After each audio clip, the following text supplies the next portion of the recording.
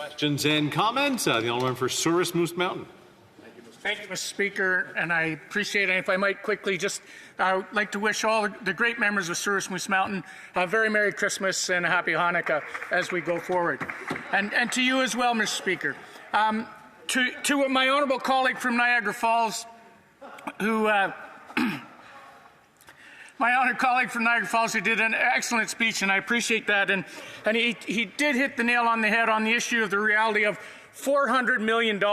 And I'm wondering if the member might, when we reflect on what's transpired today and what the former finance minister said were costly political gimmicks. And I'm wondering if the member might comment on whether he sees any correlation between these costly political gimmicks and what we see with the $400 million that has all of a sudden disappeared. Honourable member for Niagara Falls.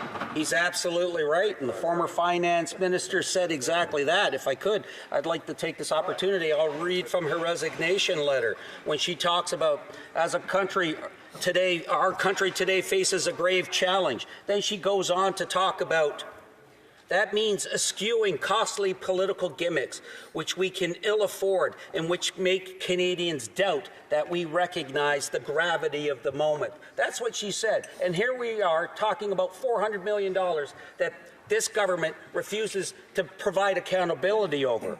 And you know what? There's another sentence she has in her resignation letter. But how we deal with the threat our country currently faces will define us for a generation and perhaps longer. Canada will win if we are strong, smart, and united, and that we have to be. But she also talks about this is a great line. She goes, inevitably, our time in government will come to an end. Speaker, I agree with that one line, and surely it needs to come to an end as soon as possible. Hear, hear.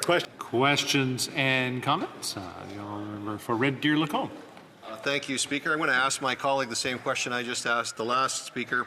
This Prime Minister touts himself as a feminist, yet we've seen time and again through his leadership the axe has fallen on the women that he's appointed to his cabinet: Jody Wilson-Raybould, Jane Philpott, Special Advisor Selina Cesar-Chavannes, and now the Finance Minister.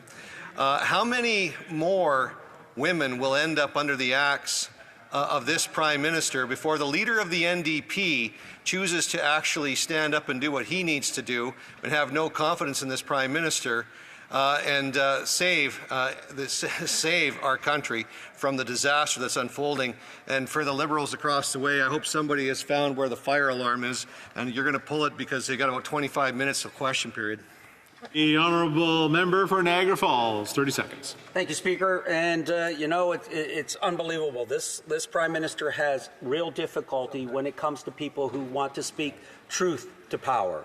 When that truth is spoken, they are then subjected to being resigned from cabinet. Again, you know, I think the Finance Minister said it best herself when in her resignation letter, when she said, inevitably our time in government will come to an end. It needs to happen now. Better words could not have been spoken. It's time for this government to resign. It's time for an election. Hear, hear. And if the NDP stood for workers in this country, they'd side with us and we'd have an election called so we can replace this tired Liberal government.